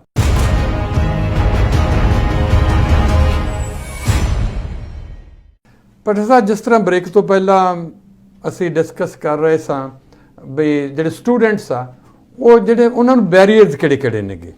ਅਸੀਂ ਲੈਂਗੁਏਜ ਦੀ ਗੱਲ ਕੀਤੀ, ਕਲਚਰ ਦੀ ਜਾਂ ਹੋਰ ਬੈਰੀਅਰ ਸਮਾਜਿਕ ਤੌਰ ਤੇ। ਬਿਲਕੁਲ ਸਿੱਧੂ ਸਾਹਿਬ, ਜਦੋਂ ਆਪਾਂ ਲੈਂਗੁਏਜ ਤੇ ਆਉਂਦੇ ਹੋ ਮੈਂ ਜ਼ਿਕਰ ਕਰ ਰਿਹਾ ਸੀਗਾ ਤੁਹਾਨੂੰ ਇੰਗਲਿਸ਼ ਦਾ ਤੇ ਜਾਂ ਆਪਣੀਆਂ ਲੈਂਗੁਏਜ ਦਾ ਜੀ, ਅਸੀਂ ਉਹ ਕਰ ਲਈ ਤੇ ਉਹਦੇ ਵਿੱਚ ਇਹ ਸੀਗਾ ਵੀ ਉਹਦੇ ਵਿੱਚ ਮੈਂ ਐਡ ਕਰੂੰਗਾ ਵੀ ਉਹ ਪ੍ਰੋਬਲਮ ਸਾਨੂੰ ਵੀ ਆਈਆਂ ਸੀਗੀਆਂ ਜੀ ਤੇ ਪਰ ਅਸੀਂ ਉਹਨਾਂ ਨੂੰ ਸਿੱਖ ਕੇ ਅਸੀਂ ਸਿੱਖਿਆ। ਹਾਂਜੀ। ਅਸੀਂ ਕੱਲਾ ਲੈਂਗੁਏਜ ਨੇ ਨਹੀਂ, ਅਸੀਂ ਤੌਰ ਤਰੀਕੇ ਵੀ ਸਿੱਖੇ ਹਨਾ। ਬਿਲਕੁਲ। ਤੇ ਉਹਨਾਂ ਤਰੀਕਿਆਂ ਦੇ ਨਾਲ ਅਸੀਂ ਵੱਧ ਤੋਂ ਵੱਧ ਕੋਸ਼ਿਸ਼ ਕੀਤੀ ਵੀ ਅਸੀਂ ਆਪਣੇ ਬੱਚਿਆਂ ਨੂੰ ਇੱਕ ਵਧੀਆ ਐਜੂਕੇਸ਼ਨ, ਉਹਨਾਂ ਨੂੰ ਸਮਾਜਿਕ ਤੌਰ ਤੇ, ਉਹਨਾਂ ਨੂੰ ਕਲਚਰਲ ਤੌਰ ਤੇ ਉਹਨਾਂ ਨੂੰ ਜੋੜੀਏ। ਹਾਂਜੀ। ਤਾਂ ਜੋ ਅੰਗਰੇਜ਼ੀ ਤਾਂ ਉਹਨਾਂ ਨੂੰ ਸਿੱਧੂ ਸਾਹਿਬ ਆਉਣੀ ਆ, ਉਹਨਾਂ ਦੀ ਮਾਤ ਭਾਸ਼ਾ ਹੋਗੀ। ਇਹ ਨਵਿਆਂ ਨੂੰ ਵੀ ਆਉਣੀ ਹੈ ਜੀ, ਉਹਨਾਂ ਨੂੰ ਵੀ ਉਹਨਾਂ ਨੂੰ ਆਉਂਦੀ, ਉਹਨਾਂ ਨੇ ਸਿੱਖ ਲੈਣੀ ਆ, ਬਾਕੀ ਉਹਨਾਂ ਨੂੰ ਆਉਂਦੀ ਆ, ਉਹਨਾਂ ਨੂੰ ਸਾਡੇ ਨਾਲੋਂ ਵੱਧ ਆਉਂਦੀ ਆ। ਸੋ ਉਹਦਾ ਮਸਲਾ ਇਹ ਬਣ ਜਾਂਦਾ ਹੈਗਾ ਜਦੋਂ ਅਸੀਂ ਕਿਸੇ ਵੀ ਨੇਸ਼ਨ ਨੂੰ ਡਿਵੈਲਪ ਕਰਨਾ ਵਾ ਜਾਂ ਯੂਥ ਨੂੰ ਡਿਵੈਲਪ ਕਰਨਾ, ਹਾਂਜੀ, ਉਹਦੇ ਸਤੰਭ ਨੇ ਜਿਹੜੇ ਜਾਂ ਪਿਲਰ ਨੇ, ਹਾਂਜੀ, ਉਹਦੇ ਵਿੱਚ ਲੈਂਗੁਏਜ ਦੇ ਨਾਲ ਜਿਹੜਾ ਕਲਚਰ ਆ, ਹਾਂਜੀ, ਜਿਹੜੇ ਸਾਡੇ ਰੀਤੀ ਰਿਵਾਜ ਨੇ, ਹਾਂਜੀ, ਉਹ ਤਾਂ ਅਸੀਂ ਜੋੜਨ ਦੀ ਕੋਸ਼ਿਸ਼ ਕਰਦੇ ਆ। ਹਾਂਜੀ। ਕਿਉਂਕਿ ਉਹਨਾਂ ਦੇ ਵਿੱਚ ਜਿਹੜੀ ਅਮੀਰੀ ਆ ਜੀ, ਉਹ ਜਿਹੜੇ ਕੁਆਲਿਟੀਜ਼ ਨੇ ਜੀ, ਉਹ ਇੱਕ ਵਧੀਆ ਇਨਸਾਨ ਬਣਾਉਣ ਦੇ ਵਿੱਚ ਸਹਾਈ ਹੁੰਦੀਆਂ ਨੇਗੀਆਂ ਜੀ। ਸੋ ਲੈਂਗੁਏਜ ਦਾ ਇੱਕ ਡਿਸਕ੍ਰਿਮੀਨੇਟ ਕਰਨਾ ਉਹ ਕੋਈ ਬਹੁਤੀ ਵੱਡੀ ਗੱਲ ਨਹੀਂ ਹੈ ਤੇ ਵਧੀਆ ਵੀ ਨਹੀਂ ਹੈ। ਹਾਂਜੀ। ਵੀ ਜਿਵੇਂ ਇੱਥੋਂ ਦੇ ਬੱਚੇ ਆ, ਹਾਂਜੀ, ਉਹਨਾਂ ਨੂੰ ਵੀ ਚਾਹੀਦਾ ਵਾ ਵੀ ਉਹ ਲੈਂਗੁਏਜ ਨੂੰ ਕੱਲਾ ਬੇਸ ਬਣਾ ਕੇ ਕਿਸੇ ਨੂੰ ਇਨਫੀਰੀਅਰ ਜਾਂ ਸੁਪੀਰੀਅਰ ਦਾ ਦਰਜਾ ਨਹੀਂ ਦੇ ਸਕਦੇ। ਉਹ ਵੀ ਕੋਸ਼ਿਸ਼ ਕਰਨ ਬਈ ਅਸੀਂ ਇਹਨਾਂ ਨੂੰ ਸਿਖਾਉਣਾ ਕਿਵੇਂ ਆ, ਕੋਆਪਰੇਟ ਕਿਵੇਂ ਕਰਨਾ ਵਾ, ਚਾਹੇ ਉਹ ਸਕੂਲ ਨੇ, ਚਾਹੇ ਉਹ ਯੂਨੀਵਰਸਿਟੀਆਂ ਨੇ, ਚਾਹੇ ਉਹ ਸਪੋਰਟਸ ਦੇ ਫੀਲਡ ਨੇ ਤੇ ਚਾਹੇ ਉਹ ਜਿਹੜੀਆਂ ਮਰਜ਼ੀ ਗਤੀਵਿਧੀਆਂ ਨੇ, ਬਈ ਅਸੀਂ ਇਹਨਾਂ ਨੂੰ ਸਿਖਾ ਕੇ ਆਪਦੇ ਵਰਗਾ ਬਣਾਈਏ। ਤੁਹਾਡਾ ਕਹਿਣ ਦਾ ਭਾਵ ਹੈਗਾ ਜੀ ਬਈ ਟੀਮ ਵਰਕ ਹੋਣਾ ਚਾਹੀਦਾ। ਬਿਲਕੁਲ। ਇੱਕ ਦੂਜੇ ਨਾਲ ਸਹਿਯੋਗ ਹੋਣਾ ਚਾਹੀਦਾ, ਨਾ ਕਿ ਇੱਕ ਦੂਜੇ ਚੋਂ ਕਸੂਰ ਕੱਢ ਕੇ ਤੇ ਉਹ ਤੋਂ ਪਾਸੇ ਇੱਕ ਜਿਹੜੀਆਂ ਹੈਗੀਆਂ ਇੱਕ ਕੰਧਾਂ ਸਾਰੀਆਂ ਜਾਣ, ਇਹਦੀ ਬਜਾਏ ਸਹਿਯੋਗ ਹੋਵੇ। ਹਾਂਜੀ। ਤੇ ਜਿਹੜਾ ਹੈਗਾ ਇਹ ਜੇ ਇਦਾਂ ਦੀ ਗੱਲ ਬਣ ਜਾਵੇ ਜੀ, ਇਹ ਤਾਂ ਜਿਹੜਾ ਹੈਗਾ ਸੋਨੇ ਤੇ ਸੁਹਾਗੇ ਵਾਲੀ ਗੱਲ ਆ, ਕਿਉਂਕਿ ਦੋਵੇਂ ਟੀਮਾਂ ਜੇ ਇੱਕ ਟੀਮ ਬਣ ਕੇ ਇਕੱਠੀਆਂ ਹੋ ਕੇ ਤੇ ਇੱਥੋਂ ਦਾ ਯੂਥ ਵੀ ਉੱਥੋਂ ਦਾ ਯੂਥ ਵੀ, ਇਹੀ ਤਾਂ ਸਾਡਾ ਡ੍ਰੀਮ ਆ, ਇਹੀ ਤਾਂ ਅਸੀਂ ਕਹਿੰਦੇ ਆ ਵੀ ਇਹ ਪੂਰਾ ਹੋ ਜਾਵੇ ਆਪਸ ਵਿੱਚ ਰਲ ਮਿਲ ਕੇ। ਜਿੱਥੇ ਸਾਡੇ ਪਰਿਵਾਰਾਂ ਨੂੰ ਫਾਇਦਾ ਹੋਵੇਗਾ, ਸਮਾਜ ਨੂੰ ਫਾਇਦਾ ਹੋਵੇਗਾ, ਉੱਥੇ ਦੇਸ਼ ਨੂੰ ਬਹੁਤ ਵੱਡਾ ਫਾਇਦਾ ਹੋਵੇਗਾ, ਇਹਨਾਂ ਦੀਆਂ ਤਰੱਕੀਆਂ 'ਚ ਬੜਾ ਇਜ਼ਾਫਾ ਹੋਵੇਗਾ। ਉਹਦੇ ਨਾਲ ਨਾਲ ਜਿਹੜਾ ਹੈਗਾ ਜੀ ਹੋਰ ਜਿਹੜੇ ਚੈਲੰਜ ਫੇਸ ਕਰ ਰਹੇ ਨੇ ਖਾਸ ਕਰਕੇ ਯੂਥ ਆ ਜੀ, ਅਪਾਰਟਮੈਂਟਾਂ ਜਾਓ ਜਾਂ ਹੋਰ ਜਿੱਥੇ ਮਰਜ਼ੀ ਤੁਸੀਂ ਵੇਖੋ ਤਾਂ ਸਾਡੇ 'ਚ ਡਿਵੋਰਸ ਰੇਟ ਬੜਾ ਵੱਧ ਰਿਹਾ ਜੀ, ਕੀ ਮਹਿਸੂਸ ਕਰਦੇ ਹੋ? ਸਿੱਧੂ ਸਾਹਿਬ, ਇਹ ਵੀ ਇੱਕ ਗੰਭੀਰ ਮਸਲਾ ਜਾਂ ਪਰਿਵਾਰਕ ਹਿੰਸਾ ਉਹ ਬਹੁਤ ਵੱਧ ਸਮਾਜ ਦਾ ਕੱਲਾ ਇਹੀ ਨਹੀਂ, ਕੱਲੇ ਸਾਡੇ ਸਮਾਜ ਦੇ ਵਿੱਚ ਹੀ ਨਹੀਂ ਹੈਗਾ। ਜਿਸ ਤਰੀਕੇ ਦੇ ਨਾਲ ਦੁਨੀਆ ਜਿਸ ਪੇਸ ਦੇ ਨਾਲ ਪਿਛਲੇ ਸਮੇਂ ਦੇ ਦੌਰਾਨ ਵਧੀ ਆ ਜਾਂ ਸੋਚ ਤੇ ਵਿਚਾਰਧਾਰਾ ਦੇ ਵਿੱਚ ਫਰਕ ਆਇਆ ਵਾ ਜੀ, ਤੇ ਉਹਦੇ ਵਿੱਚ ਸਾਰੀਆਂ ਕਮਿਊਨਿਟੀਜ਼ ਹੀ ਇੰਪੈਕਟ ਹੋਈਆਂ ਵਾ ਜੀ, ਤੇ ਪਰ ਉਹਦੇ ਨਾਲ ਨਾਲ ਸਾਡੀ ਜਿਹੜੀ ਕਮਿਊਨਿਟੀ ਹੈਗੀ ਆ, ਹਾਂਜੀ, ਉਹਦੇ ਵਿੱਚ ਕੱਲਾ ਡਿਵੋਰਸ ਰੇਟ ਨਹੀਂ ਹੈਗਾ, ਹਾਂਜੀ, ਉਹਦੇ ਵਿੱਚ ਹਿੰਸਾ ਦਾ ਮਸਲਾ ਵੀ ਆ ਜਾਂਦਾ ਵਾ, ਹਾਂਜੀ, ਉਹਦੇ ਵਿੱਚ ਇੱਕ ਦੂਸਰੇ ਦੇ ਬਿਹੇਵ ਦਾ ਮਸਲਾ ਵੀ ਆ ਜਾਂਦਾ ਵਾ, ਹਸਬੈਂਡ ਵਾਈਫ ਦਾ, ਹਾਂਜੀ, ਜੈਂਡਰ ਇਸ਼ੂ ਵੀ ਮੈਂ ਕਹਿ ਸਕਦਾ ਵਾਂ, ਠੀਕ ਹੈ ਤੇ ਜੀ, ਇਹ ਜੈਂਡਰ ਇਸ਼ੂ ਵੀ ਹੈਗਾ ਵਾ। ਹਾਂਜੀ, ਤੇ ਜਿਹਦੇ ਵਿੱਚ ਦੇਖੋ ਸਾਨੂੰ ਬਹੁਤ ਸਾਲ ਹੋ ਗਏ, ਮੈਂ ਇਹ ਨਹੀਂ ਕਹਿੰਦਾ ਵੀ ਇੰਪਰੂਵਮੈਂਟ ਪਹਿਲਾਂ ਨਾਲੋਂ ਹੋਈ ਆ, ਬਹੁਤ ਵਧੀਆ ਤਰੀਕੇ ਨਾਲ ਜਿਹੜੇ ਕਪਲ ਆ ਉਹ ਰਹਿ ਰਹੇ ਆ, ਹਨਾ। ਹਾਂਜੀ, ਤੇ ਪਰ ਜਦੋਂ ਅਸੀਂ ਦੇਖਦੇ ਆ, ਮੈਂ ਤੁਹਾਨੂੰ ਪਹਿਲਾਂ ਵੀ ਦੱਸਿਆ ਸੀ, ਜਿਉਂ-ਜਿਉਂ ਗਿਣਤੀ ਵੱਧਦੀ ਆ, ਪਾਪੂਲੇਸ਼ਨ ਵੱਧਦੀ ਆ, ਨੰਬਰ ਵਧਣਾ, ਉਹਨਾਂ ਦੇ ਨੰਬਰ ਵਧਣੇ ਲਾਜ਼ਮੀ ਹੈਗੇ ਆ। ਹਾਂਜੀ, ਤੇ ਪਰ ਸਾਡੀ ਕੋਸ਼ਿਸ਼ ਹੈ ਜਿਹੜੀ, ਉਹ ਆਰਗੇਨਾਈਜੇਸ਼ਨਾਂ ਦੇ ਤੌਰ ਤੇ ਤੇ ਉਹ ਮੀਡੀਆ ਦੇ ਤੌਰ ਤੇ, ਹਰੇਕ ਬੰਦੇ ਦੀ ਜਿਹੜਾ ਫਰਜ਼ ਆ ਉਹ ਉਹਦੇ ਪ੍ਰਤੀ ਨਿਭਾਉਣਾ, ਉਹਨੂੰ ਸੋਚਣਾ ਤੇ ਉਹਨੂੰ ਦੱਸਣਾ।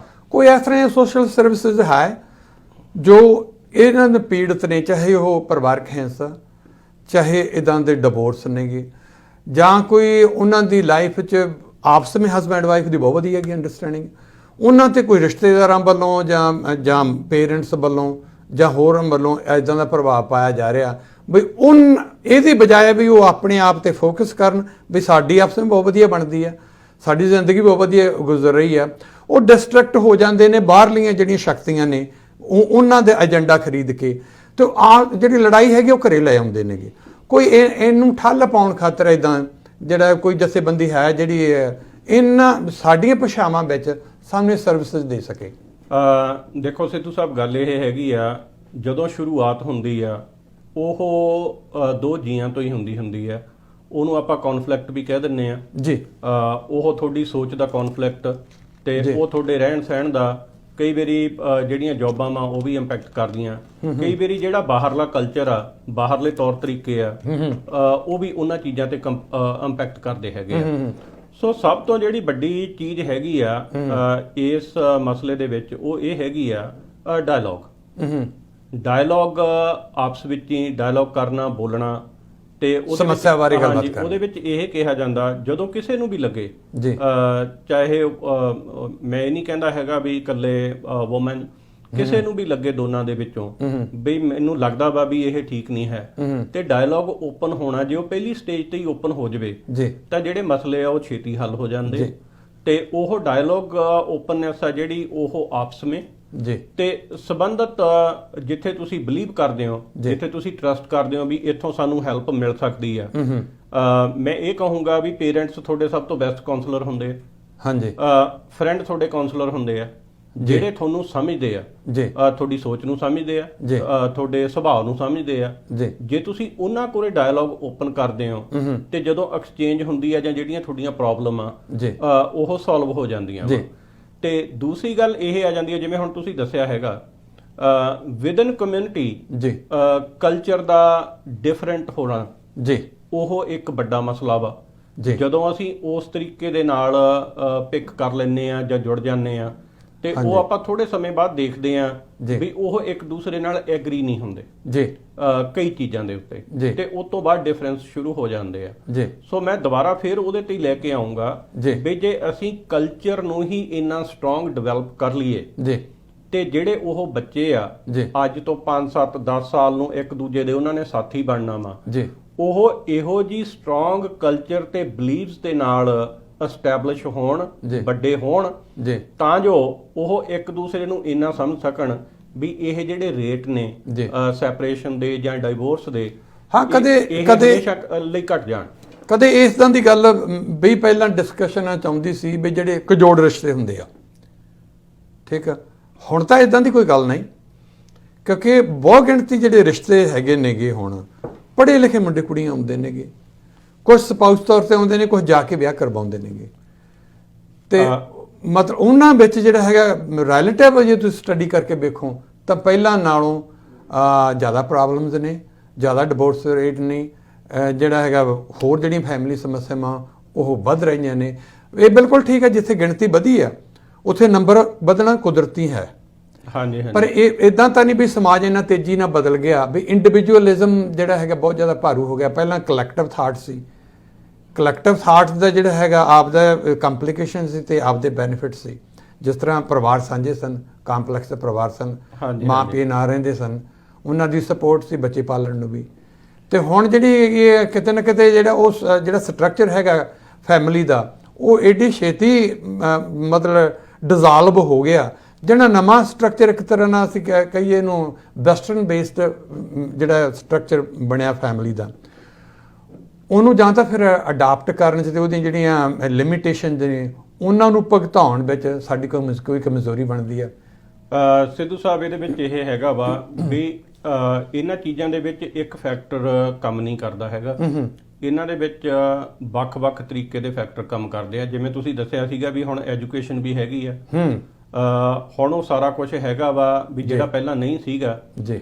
ਪਰ ਉਹਦੇ ਨਾਲ ਜਿਹੜਾ ਮੈਂ ਮੌਜੂਦਾ ਸੰਸਾਰ ਕਹੂੰਗਾ, ਜਿਹਨੂੰ ਆਪਾਂ ਮਟੀਰੀਅਲਿਸਟਿਕ ਵਰਲਡ ਵੀ ਕਹਿ ਦਿੰਦੇ ਜੀ, ਤੇ ਇਸ ਦੇ ਵਿੱਚ ਜਿਹੜੇ ਔਗਣ ਆ ਉਹ ਵੀ ਆਏ ਆ ਜੀ। ਉਹਦੇ ਵਿੱਚ ਹੁਣ ਜਿਵੇਂ ਆਪਾਂ ਪਰਵਰਿਸ਼ ਤੋਂ ਕਹਿ ਲੈਂਦੇ ਆ ਜੀ, 50 ਸਾਲ ਦੀ ਪਹਿਲਾਂ ਦੀ ਵੀ ਦੇਖ ਲਓ, ਸਾਡੇ ਮਾਪਿਆਂ 'ਚ ਦੇਖ ਲਓ, ਸਾਡੇ ਬਜ਼ੁਰਗਾਂ 'ਚ ਦੇਖ ਲਓ ਜੀ। ਮੈਂ ਇੱਕ ਫੈਕਟਰ ਦਊਂਗਾ, ਟੋਲਰੈਂਸ, ਸੋਸਾਇਟੀ ਬਦਲ ਗਈ, ਸਹਿਣਸ਼ੀਲਤਾ ਜੀ। ਜਿਹੜੀ ਸਹਿਣਸ਼ੀਲਤਾ ਵਾ ਉਹ ਘਟੀ ਆ ਜੀ। ਸੋ ਇਹ ਇੱਕ ਵੱਡਾ ਪੱਖ ਆ ਇਸ ਰਿਲੇਸ਼ਨ ਦੇ ਵਿੱਚ ਟੋਲਰੈਂਸ ਦਾ। ਟੋਲਰੈਂਸ ਦਾ ਘਟਣਾ ਵਾ ਜਿਹੜਾ ਜੀ, ਤੇ ਸੈਕਰੀਫਾਈਸ ਉਹਦੇ ਨਾਲ ਘਟਦੀ ਆ। ਅੱਗੇ ਅਸੀਂ ਦੇਖਦੇ ਆਏ ਆ ਵੀ ਜਦੋਂ ਕੋਈ ਛੋਟੀ ਮੋਟੀ ਗੱਲ ਹੋ ਜਾਣੀ ਜੀ ਤਾਂ ਉਹ ਟੋਲਰੈਂਸ ਤੇ ਸਹਿਣਸ਼ੀਲਤਾ ਸੀਗੀ, ਐਡਜਸਟਮੈਂਟ ਬਣਦੀ ਸੀ, ਉਹ ਤੋਂ ਗਾਹਾਂ ਜ਼ਿੰਦਗੀ ਤੁਰਦੀ ਰਹਿੰਦੀ ਸੀ ਜੀ। ਤੇ ਉਹਦੇ ਵਿੱਚ ਸੈਕਰੀਫਾਈਸ ਵੀ ਸੀਗਾ ਬਈ ਮੈਂ ਘੱਟ ਲੈ ਲਵਾਂ ਜਾਂ ਮੈਂ ਘੱਟ ਕਰ ਲਵਾਂ ਤੇ ਜਾਂ ਮੈਂ ਵੱਧ ਕਰ ਲਵਾਂ, ਤੇ ਉਹ ਸੈਕਰੀਫਾਈਸ ਦਾ ਸੀਗਾ ਤੇ ਜਿਹੜਾ ਕਿ ਉਹ ਘਟਿਆ ਵਾ ਜੀ। ਤੇ ਇਹਨਾਂ ਵਿਸ਼ਿਆਂ ਨੂੰ ਦੇਖਦੇ ਹੋਏ ਜਿਹੜੀ ਆਪਾਂ ਹੁਣ ਰਿਸਰਚ ਕਹਿੰਦੇ ਆ ਜੀ, ਜਾਂ ਜਿਹੜੇ ਲੋਕ ਕੰਮ ਕਰਦੇ ਆ ਇਹਦੇ ਉੱਤੇ, ਉਹ ਵੀ ਭਲੀ ਭਾਂਤ ਜਾਣਦੇ ਆ ਵੀ ਹੁਣ ਮੌਜੂਦਾ ਸੰਸਾਰ ਦੇ ਵਿੱਚ ਇਹਨਾਂ ਚੀਜ਼ਾਂ ਦੀ ਜਿਹੜੀ ਘਾਟ ਆ ਯੰਗ ਜਨਰੇਸ਼ਨ ਦੇ ਵਿੱਚ ਹੈਗੀ ਆ। ਸੋ ਦੁਬਾਰਾ ਤੋਂ ਫੇਰ ਉਹਨਾਂ, ਜਿਵੇਂ ਮੈਂ ਪਹਿਲਾਂ ਦੱਸਿਆ ਸੀ, ਉਹਨਾਂ ਚੀਜ਼ਾਂ ਨੂੰ ਐਸਟੈਬਲਿਸ਼ ਕਰਨ ਲਈ ਤੇ ਉਹਨਾਂ ਦੇ ਉੱਤੇ ਸਾਨੂੰ ਕੰਮ ਕਰਨਾ ਜ਼ਰੂਰੀ ਆ ਤੇ ਕੰਮ ਕਰਨਾ ਬਣਦਾ ਵਾ, ਤੇ ਉਹਨਾਂ ਨੂੰ ਅੰਡਰਸਟੈਂਡ ਕਰਨਾ ਤੇ ਯੂਥ ਨੂੰ ਉਹਨਾਂ ਨੂੰ ਦੱਸਣਾ, ਉਹਨਾਂ ਨੂੰ ਇਨਵੋਲਵ ਕਰਨਾ। ਤੋਂ ਇਨਵੋਲਵਮੈਂਟ ਤੋਂ ਭਾਵ ਮੇਰੀ ਇਹ ਹੈਗੀ ਆ ਵੀ ਜਦੋਂ ਤੁਸੀਂ ਕਹਿੰਦੇ ਹੋ ਨਾ ਵੀ ਇੱਕ ਕੰਪਲੀਟ ਸ਼ਖਸੀਅਤ ਤੇ ਕੰਪਲੀਟ ਪਰਸਨੈਲਿਟੀ ਦਾ ਉਭਾਰ ਜੀ, ਉਹਦੇ ਵਿੱਚ ਜ਼ਿੰਦਗੀ ਦੇ ਵਿੱਚ ਇੱਕ ਪੱਖ ਕਦੇ ਕੰਮ ਨਹੀਂ ਕਰਦਾ।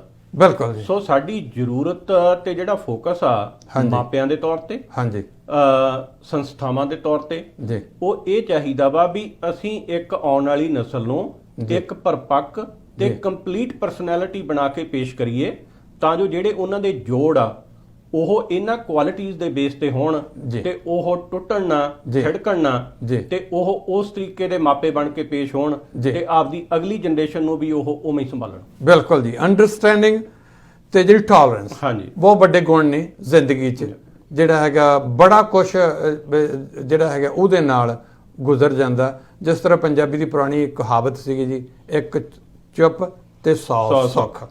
ਉਹਦਾ ਮੋਮੈਂਟਲੀ ਮਤਲਬ ਇਹ ਸੀ ਬਈ ਜੇ ਪਰਿਵਾਰ ਦਾ ਇੱਕ ਮੈਂਬਰ ਤਾਓ 'ਚ ਆਇਆ ਹੋਇਆ ਤਾਂ ਦੂਸਰਾ ਮੋਮੈਂਟਲੀ ਜੇ ਆਪਦੇ ਆਪ ਨੂੰ ਬਾਹਰ ਕੱਢ ਲਵੇ ਉਹ ਡਿਸਕਸ਼ਨ 'ਚੋਂ, ਹਾਰਟ ਡਿਸਕਸ਼ਨ 'ਚੋਂ, ਜਾਂ ਬਾਹਰ ਗੇੜਾ ਕੱਢਣ ਚਲਾ ਜਾਵੇ। ਅਕਸਰ ਗੋਰੇ ਇੱਥੋਂ ਦੇ ਕਹਿੰਦੇ ਨੇਗੇ ਵੀ ਜੇ ਤੁਹਾਡੀ ਆਪਸ ਵਿੱਚ ਕੋਈ ਕਿਸੇ ਕੋਲੋਂ ਭਿੜੰਤ ਹੋ ਗਈ ਪਰਿਵਾਰਕ ਤੌਰ ਤੇ, ਤਾਂ ਇੱਕ ਪਰਿਵਾਰ ਦਾ ਮੈਂਬਰ ਜਿਹੜਾ ਹੈਗਾ ਜੇ ਉਹ ਸਾਈਟ ਛੱਡ ਦੇਵੇ, ਲੋਕੇਸ਼ਨ ਛੱਡ ਦੇਵੇ, ਬਾਹਰ ਚਲਾ ਜਾਵੇ, ਤਾਂ ਉਹਦੇ ਨਾਲ ਬੜਾ ਕੁਝ ਜਿਹੜਾ ਹੈਗਾ ਆਉਣ ਤੱਕ ਪੂਰਾ ਕਾਮ ਡਾਊਨ ਬਿਲਕੁਲ ਇਹ ਹੋ ਜਾਂਦਾ। ਹਾਂਜੀ, ਬਹੁਤ ਵਾਰ ਜਿਹੜੀ ਹੈਗੀ ਮਿਸ ਅੰਡਰਸਟੈਂਡਿੰਗ ਹੁੰਦੀ ਆ, ਉਹ ਵੀ ਟਾਈਮ ਨਾਲ ਦੂਰ ਹੋ ਜਾਂਦੀ ਹੈਗੀ, ਪਰ ਜਿਹੜੇ ਮਸਲਾ ਵੱਧਦਾ ਨਹੀਂ ਉਦੋਂ। ਨਹੀਂ ਬਿਲਕੁਲ ਇਹਨੂੰ ਆਪਾਂ ਕੰਟਰੋਲਿੰਗ ਫੈਕਟਰ ਕਹਿ ਦਿੰਦੇ ਆ।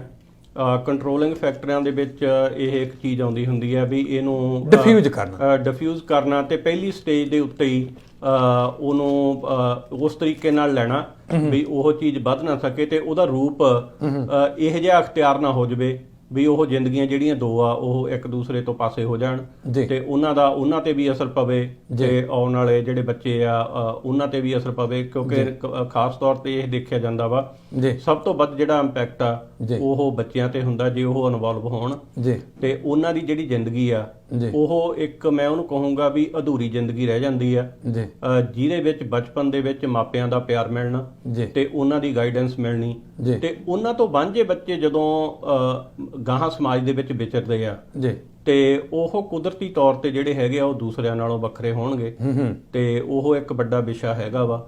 ਸੋ ਕੋਸ਼ਿਸ਼ ਇਹ ਹੋਣੀ ਚਾਹੀਦੀ ਆ ਵੀ ਹਸਬੈਂਡ ਵਾਈਫ ਦੇ ਵਿੱਚ। ਬਾਕੀ ਦੂਸਰਾ ਇਹ ਆ ਵਿਟਨੈਸ ਜਿਹਨੂੰ ਆਪਾਂ ਕਹਿੰਦੇ ਆ ਵਿਟਨੈਸ, ਇਹ ਹੁੰਦੇ ਆ ਰਿਲੇਸ਼ਨ ਦੇ ਵਿਟਨੈਸ। ਜਦੋਂ ਆਪਾਂ ਗੱਲ ਕਰਦੇ ਆ, ਜਦੋਂ ਆਪਾਂ ਬੜੇ ਵਧੀਆ ਤਰੀਕੇ ਨਾਲ ਬੱਚਿਆਂ ਨੂੰ ਪਾਲਿਆ, ਉਹਨਾਂ ਨੂੰ ਇੱਕ ਦੂਜੇ ਦੇ ਨੇੜੇ ਆਏ, ਉਹ ਉਹਨਾਂ ਦੇ ਰਿਲੇਸ਼ਨ ਐਸਟੈਬਲਿਸ਼ ਹੋਏ ਤੇ ਉਹਨਾਂ ਨੇ ਆਪਦਾ ਵਿਆਹ ਦਾ ਰੂਪ ਧਾਰਨ ਕੀਤਾ ਹਸਬੈਂਡ ਵਾਈਫ ਦੇ ਤੌਰ ਤੇ ਨਿਭਾਉਣ ਦਾ, ਉਹਦੇ ਵਿੱਚ ਜਿਹੜੇ ਮਾਪੇ ਆ ਜਾਂ ਜਿਹੜੇ ਆਲੇ ਦੁਆਲੇ ਦੇ ਲੋਕ ਆ ਉਹਨਾਂ ਨੂੰ ਮੈਂ ਕਹਿਣਾ ਹੁੰਦਾ ਵੀ ਇਹ ਗਵਾਹ ਨੇ, ਇਹ ਗਵਾਹ ਨੇ ਤੇ ਵੀ ਇਹ ਬੱਚਾ ਇਸ ਤਰੀਕੇ ਦਾ ਉਹ ਜਿਹੜੇ ਵਿਟਨੈਸ ਨੇ ਉਹ ਕਾਫੀ ਲੰਬੇ ਸਮੇਂ ਤੱਕ ਤੇ ਜ਼ਿੰਦਗੀ ਭਰ ਤੁਹਾਡੀ ਸਹਾਇਤਾ ਕਰਦੇ ਰਹਿੰਦੇ ਆ ਤੇ ਜੇ ਕੋਈ ਤੁਹਾਡੇ ਵਿੱਚ ਪ੍ਰੋਬਲਮ ਆਉਂਦੀਆਂ ਵਾ ਤੇ ਹੁਣ ਵਿਚੋਲੇ ਦਾ ਰੋਲ, ਮਾਫ ਕਰਨੀ, ਵਿਚੋਲੇ ਦਾ ਰੋਲ ਇਸ ਕਰਕੇ ਬੜਾ ਅਹਿਮ ਹੁੰਦਾ ਸੀ ਐਟ ਲੀਸਟ ਇਨੀਸ਼ੀਅਲ ਸਟੇਜ ਤੇ, ਜਦੋਂ ਆਪਸ ਵਿੱਚ ਕੋਈ ਇਦਾਂ ਪਰਿਵਾਰਾਂ 'ਚ ਜਾਂ ਹਸਬੈਂਡ ਵਾਈਫ 'ਚ ਇਦਾਂ ਦੀ ਗੱਲ ਬਣਦੀ ਸੀ, ਜੇ ਪਰਿਵਾਰ ਤੋਂ ਮਸਲੇ ਨਹੀਂ ਸੀ ਸੁਲਝਦੇ ਤਾਂ ਤਕਰੀਬਨ ਜਿਹੜਾ ਹੈਗਾ ਮਿਡਲਮੈਨ ਸੀ, ਜਿਹੜਾ ਵਿਚੋਲਾ ਵਿਚੋਲੀ, ਉਹਨਾਂ ਕੋਲ ਜਿਹੜਾ ਹੈਗਾ ਮਸਲਾ ਚਲਾ ਜਾਂਦਾ ਸੀ। ਯੂਜੂਅਲੀ ਉਹ ਵੱਡੀ ਉਮਰ ਦੇ ਸਨ, ਜ਼ਿੰਦਗੀ ਦਾ ਤਜਰਬਾ ਹੁੰਦਾ ਸੀ, ਸਮਾਜ ਵਿੱਚ ਦਾ ਤਜਰਬਾ ਹੁੰਦਾ ਸੀ। ਉਹ ਦੋ ਧਿਰਾਂ ਨੂੰ ਸਮਝਾ ਬੁਝਾ ਕੇ ਤੇ ਜਿਹਨੂੰ ਕਹਿਣ ਦੀ ਲੋੜ ਸੀ ਉਹਨੂੰ ਕਹਿ ਕੇ ਵੀ ਗੱਲ ਜਿਹੜੀ ਹੈਗੀ ਬਹੁਤ ਹੱਦ ਤੱਕ ਦੁਬਾਰਾ ਜਿਹੜੀ ਹੈਗੀ ਹੈ ਚਾਲੂ ਹੋ ਜਾਂਦੀ ਸੀ। ਨਹੀਂ, ਇਹਦੇ ਵਿੱਚ ਕੋਈ ਸ਼ੱਕ ਨਹੀਂ ਹੈਗੀ। ਅਗੇਨ ਉਹਦੇ ਵਿੱਚ ਫਿਰ ਇਹੀ ਗੱਲਾਂ ਆਉਂਦੀਆਂ ਹੈਗੀਆਂ ਸ਼ੁਰੂ ਤੋਂ, ਸਕੂਲਿੰਗ ਤੋਂ ਲੈ ਕੇ। ਇੱਥੋਂ ਦੇਖੋ ਇਹਨਾਂ ਦਾ ਸਕੂਲਿੰਗ ਸਿਸਟਮ ਬੜਾ ਵਧੀਆ ਇਹਨਾਂ ਦੇਸ਼ਾਂ ਦਾ ਇਹ ਇਹਨਾਂ ਰਿਸ਼ਤਿਆਂ ਬਾਰੇ, ਰਿਲੇਸ਼ਨਾਂ ਬਾਰੇ ਤੁਹਾਨੂੰ ਪਹਿਲੀ ਸਿੱਖਿਆ ਤੋਂ ਹੀ ਦੱਸਣਾ ਸ਼ੁਰੂ ਕਰ ਦਿੰਦੇ ਆ, ਜਿਹੜਾ ਕਿ ਬੜਾ ਹੈਲਥੀ ਪਾਰਟ ਆ। ਤੇ ਪਰ ਉਹਦੇ ਨਾਲ ਨਾਲ ਜਿਹੜਾ ਇੱਕ ਡਿਫਰੈਂਸ ਆਉਂਦਾ ਵਾ, ਜਿੱਥੇ ਕਨਫਲਿਕਟ ਪੈਦਾ ਹੁੰਦੇ ਆ, ਉਹ ਇਹ ਹੈਗਾ ਵੀ ਕਈ ਵਾਰੀ ਅਸੀਂ ਉਹਨਾਂ ਨੂੰ ਉਹ ਚੀਜ਼ਾਂ ਕਲਚਰਲ ਤੌਰ ਤੇ ਦੱਸ ਨਹੀਂ ਸਕੇ ਤੇ ਉਹ ਅਧੂਰੀਆਂ ਰਹਿ ਗਈਆਂ, ਜਿਹੜੀਆਂ ਕਿ ਸਹਾਈ ਹੁੰਦੀਆਂ ਨੇ ਤੁਹਾਡੀ ਨਿੱਜੀ ਜ਼ਿੰਦਗੀ ਦੇ ਵਿੱਚ ਤੇ ਗ੍ਰਸਤੀ ਜ਼ਿੰਦਗੀ ਦੇ ਵਿੱਚ ਜੋ ਅਪਲਾਈ ਹੁੰਦੀਆਂ ਤੇ ਤੁਸੀਂ ਵਧੀਆ ਤਰੀਕੇ ਨਾਲ ਰਹਿ ਸਕਦੇ।